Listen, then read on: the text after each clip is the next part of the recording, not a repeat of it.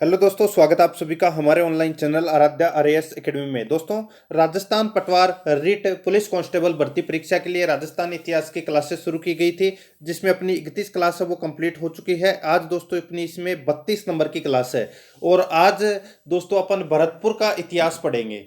ठीक है, चूड़ामन, बदन सिंह, जवाहर सिंह, ठीक है, ये राजा आज अपन इसमें पढ़ने वाले हैं और आज अपन इसको पूरा पढ़ लेंगे भरतपुर के इतिहास को। तो वीडियो आपको पूरा देखना है और आराध्या आरएस एकेडमी के यूट्यूब चैनल को सब्सक्राइब जरूर करना है, बेल आइकन को दबाना है, वीडियो को लाइक और शेयर भी जरूर करना है।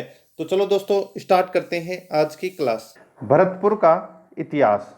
तो देखो, राजस्थान में भरतपुर तथा धौलपुर जाट रियासतें थी। परीक्षा में यही प्रश्न आ जाए कि राजस्थान में जाट रियासतें कौन कौन सी थी, तो एक भरतपुर और एक धौलपुर।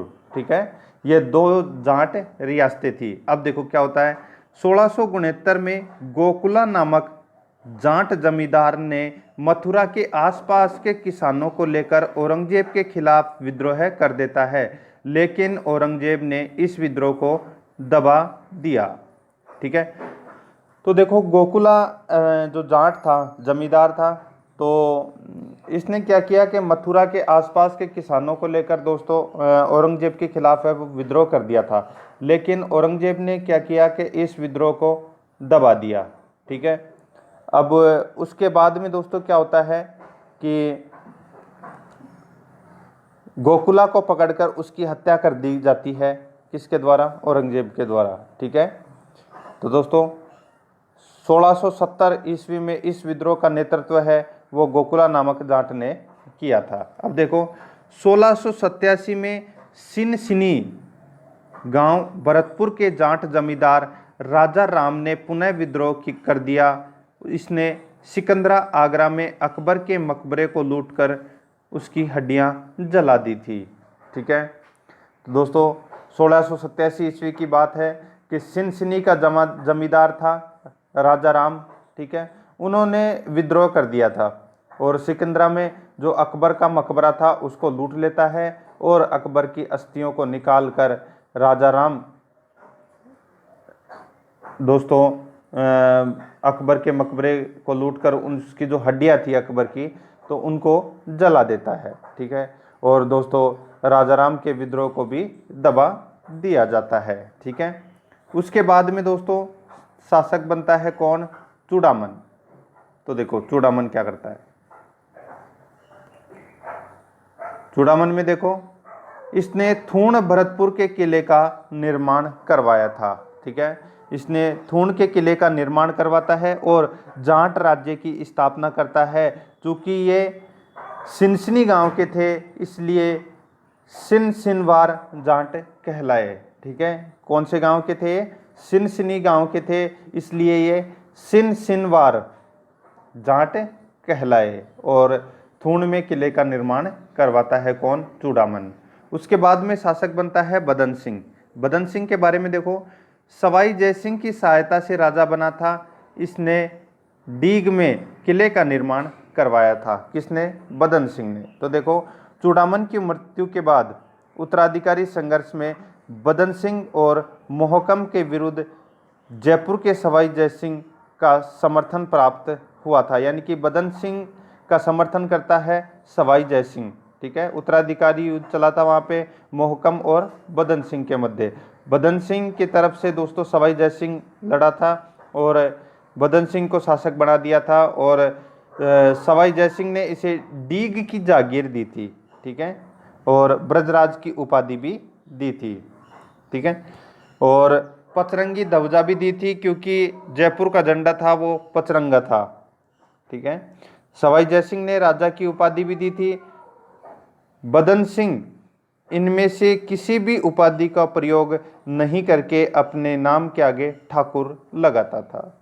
ठीक है, यानी कि उपाधि को नाम के आगे लगाया जाता है, लेकिन बदन सिंह है वो अपने नाम के आगे ठाकुर लगाता था। बदन सिंह कभी भी दिल्ली के दरबार में नहीं गया। सवाई जयसिंह के साथ बदन सिंह के रिश्ते बहुत अच्छे थे। वह सवाई जयसिंह के पास जयपुर दरबार में आता था। ठीक है, और भी देखो इसके बारे में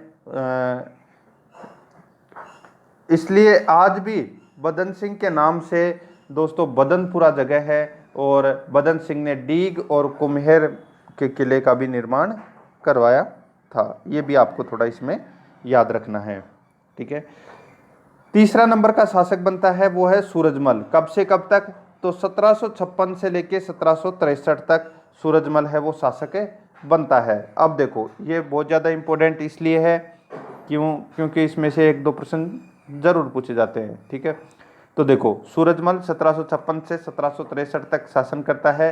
जाटों का प्लेटो यानी कि अफलातून किसे कहा जाता है? तो दोस्तों सूरजमल जाट का कहा जाता है।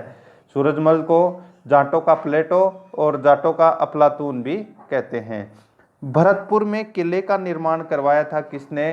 सूरजमल में, ठीक है। भरतपुर में किले का निर्माण करवाया और अपनी राजधानी बनाई थी किसने? सूरजमल ने, ठीक है। देखो डीग के जल महलों का निर्माण करवाया था किसने? सूरजमल में। डीग को जल महलों की नगरी कहा जाता है। तो जल महलों की नगरी किसे कहा जाता है? तो डीग को कहा जाता है जल महलों की नगरी, ठीक है। सूरजमल ने भरतपुर में कृषि सुधार कार्य करवाए थे। भरतपुर में प्रशासनिक सुधार भी करवाए थे। योग्यता के आधार पर प्रशासनिक अधिकारी नियुक्त किए थे, ठीक है। योग्यता के आधार पर प्रशासनिक अधिकारी नियुक्त किए थे किसने? सूरजमल ने, ठीक है। आगे देखो इनके समय में भरतपुर राज्य की आय 17.50 लाख रुपए वार्षिक थी, ठीक है। इनके समय भरतपुर राज्य की आय है वो 17.50 लाख रुपए वार्षिक थी। कई बार परीक्षा में ये प्रश्न भी पूछ लिया जाता है। तो देखो पानीपत के तीसरे युद्ध में भागते मराठा सैनिकों को भरतपुर में शरण दी थी किसने? तो दोस्तों सूरजमल ने, ठीक है। पानीपत के तीसरे युद्ध में भागते मराठा सैनिकों को भरतपुर में शरण दी थी सूरजमल ने। इसने दिल्ली पर भी आक्रमण किया तथा वहां से नूरजहां का झूला उठाकर ले आया और उसे डीग के जल महलों में लगवाया। वहां से नूरजहां का जो झूला था वो उठा लाया दोस्तों, ठीक है, और उसको लाके और डीग के जल महलों के पास में लगा दिया। इसके दरबारी विद्वान कौन थे? तो मंगल सिंह पुरोहित इनके दरबारी विद्वान थे। इनकी पुस्तक थी सुजान संवत विलास। इनकी पुस्तक का नाम क्या था? सुजान संवत विलास, ठीक है। और देखो थोड़ा सा मैं इसके बारे में बता देता हूं। सूरजमल की पत्नी का नाम था दोस्तों किशोरी देवी, ठीक है। क्या नाम था? किशोरी देवी। देखो सूरजमल एक आर्थिक विशेषज्ञ था। उसने भरतपुर की आर्थिक स्थिति सुधारने का प्रयास किया था, ठीक है। ये भी आपको याद रखना है। और भरतपुर में दीवान को मुख्तियार कहते हैं। दीवान को क्या कहते हैं? मुख्तियार। मुख्तियार कहते हैं वहाँ के दीवान को, ठीक है। और जो राजमहल व बगरू के युद्ध में ईश्वरी सिंह की सहायता करता है, ठीक है, कौन? तो सूरजमल। आगे देखो आगे शासक बनता है जवाहर सिंह। जवाहर सिंह के बारे में देखो 1764 में दिल्ली पर आक्रमण किया तथा वहां से अष्टधातु के दरवाजे उतार कर ले आया। ये दरवाजे मूल रूप से चित्तौड़ के किले के थे। देखो क्या हुआ कि चित्तौड़ के किले से दरवाजे ले गया था, कहाँ लगाया? तो दोस्तों दिल्ली में लगा दिए थे, ठीक है, मुगल शासकों ने। अब उसके बाद में क्या हुआ? जवाहर सिंह ने दिल्ली पर आक्रमण कर दिया 1764 में, और वहां से दोस्तों ये अष्टधातु का जो दरवाजा था वो उतार कर ले आया। एक तो झूला लेके आया था वहां से, ठीक है, सूरजमल तो झूला लेके आया था, और ये लेके आया दोस्तों अब की बार दरवाजा। और दरवाजा लाकर कहाँ लगा दिया? तो दोस्तों ये अष्टधातु के दरवाजे है वो उतार लेके आ गया और भरतपुर में लगा दिए, ठीक है। इस जीत की याद में जवाहर बुर्ज का निर्माण भरतपुर के किले में करवाया था। किसने? तो जवाहर सिंह ने, ठीक है। जवाहर बुर्ज का निर्माण किसने करवाया था भरतपुर के किले में? तो जवाहर सिंह ने करवाया था। देखो, कालांतर में भरतपुर के राजाओं का राज तिलक यहीं किया जाता था। ठीक है, कालांतर में भरतपुर के जो राजा थे उनका राज तिलक दोस्तों इस जवाहर बुर्ग में ही किया जाता था। ठीक है, और भी देखो,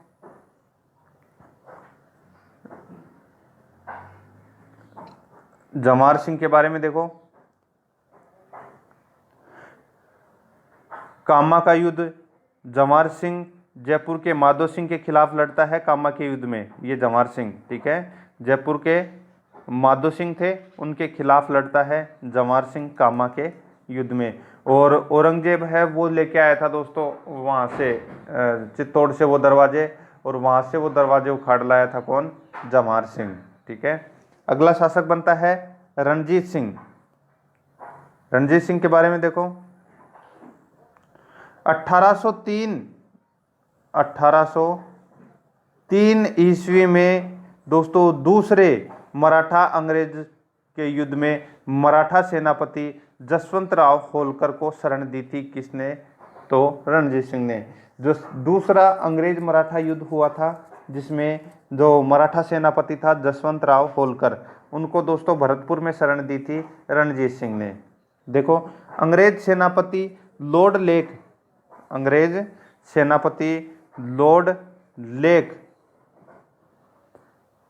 5 आक्रमणों के बावजूद भरतपुर को जीत नहीं पाया, इसलिए भरतपुर किले का नाम लोहागढ़ पड़ गया। यानी कि अंग्रेज सेनापति था लॉर्ड लेक, इसने 5 बार आक्रमण किए थे भरतपुर पर लेकिन जीत नहीं पाया, और इसलिए जो भरतपुर के किले का नाम है वो लोहागढ़ पड़ गया।